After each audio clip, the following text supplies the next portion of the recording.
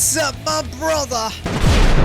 Is 7 Warlords of the Sea the best tag for Kuzan? Today I'm gonna teach you how to properly build Kuzan. So let's jump into the support first. Is 7 Warlords of the Sea really the best for him? I would say yes, 100%. But is it really good if the tag is full of red units only? Well, to be honest, it's not good. You want a full green element support with 7 Warlords of the Sea. So is the combination good? Well, yes, if both units will benefit from the tags, but it's better to have a high percentage than to stay at fixed 150% just for the combination and just to use that 7 Warlords of the Sea. So what is the best support tag for him? Well, for his support tag, I'm currently using the Attacker, Straw Hat, Paramecia, and New World. Is it enough? I would say yes. With Kuzan's traits and skills, this is enough for him. This support tag increases his attack, reduce crit damage by 30%, and when your HP is 50% or less, it increases crit damage dealt by 20% and increase damage to enemies with the element you are weak against by 15%. As you can see, what I'm using right now is full damage output.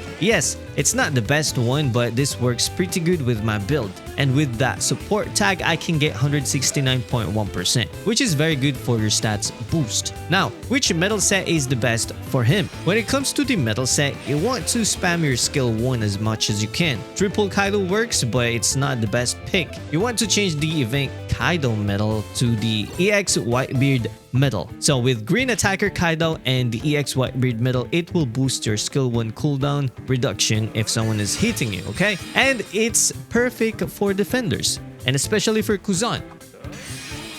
So now, what should be the last metal set? The event Wildfire metal? Yeah, you can pop it. I tried it for my Kuzan, and to be honest, it's okay for a full skill 1 spam build, but it's better to use the blue defender Kaido metal since you can get that 10% damage reduction in the metal stats. That's pretty useful for Kuzan. It will make him tanky at some point, and you can also spam skill 1, so that extra 10% damage reduction will save you in some scenarios. So what are the stats you need to use for Kuzan? Well, for the stats, as you can see, I'm the only one who uses this build right here. The first time they drop Kuzan, okay? I use HP and defense, but it's not the best for him in my opinion since you rely on basic attacks and popping skill 2. Giving him attack works pretty good since he can change to an attacker. Well, that will help him too. So what is the purpose of attack stats if his skill 1 is based on percentage? Well, the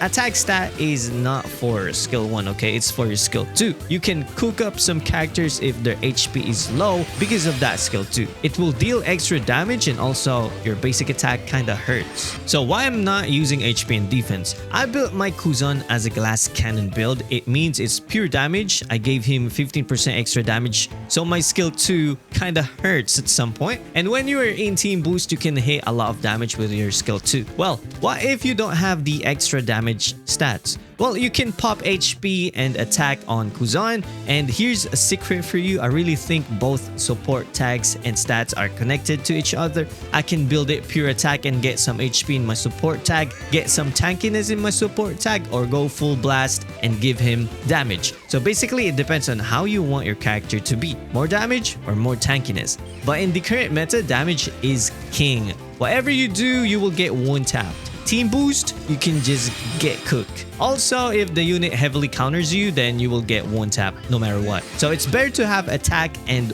1 tap them first if you can. So how to properly play Kuzan? To be honest, it depends on how aggressive you are. A default defender can hold 2 flags and let your team perform. It's not a one-man army and you are using a defender and your role is to defend, okay? If you push up or over push, you might end up losing flags and get cooked outside the flag. So for Kuzan, it's really better to hold 2 flags if you can, or if the map is bad like Sabudi map, you can just hold 2 flags if you can. But if the map is flat, you can slowly push up, but make sure to fill the treasure gauge first. And when I'm playing Kuzan, I usually wait for my team to capture before I pop my skill 2. It will fill the treasure gauge even though you are not in the treasure area. So if you don't want to build a glass cannon Kuzan, you can also use Zoan and Grand Line tags or pop the default 6 tags. It works pretty good for Kuzan. But again, the best right now is to give him attack and hope that your teammates can actually perform.